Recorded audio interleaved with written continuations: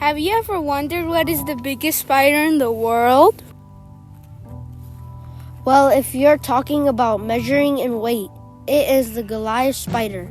It is 1 foot wide.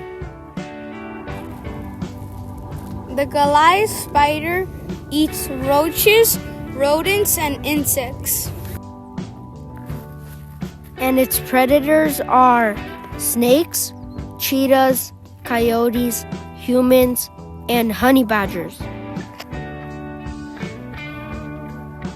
They dig burrows to catch prey and hide from predators. They lay 100 to 200 eggs and put them in silk bags. They can be found in Venezuela and Brazil.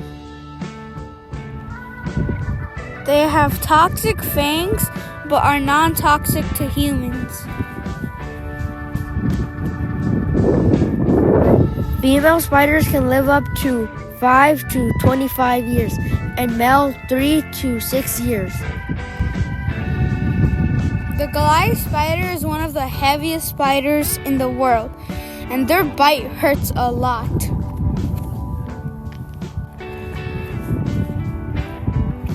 The Goliath spider will hatch 6 to 8 weeks.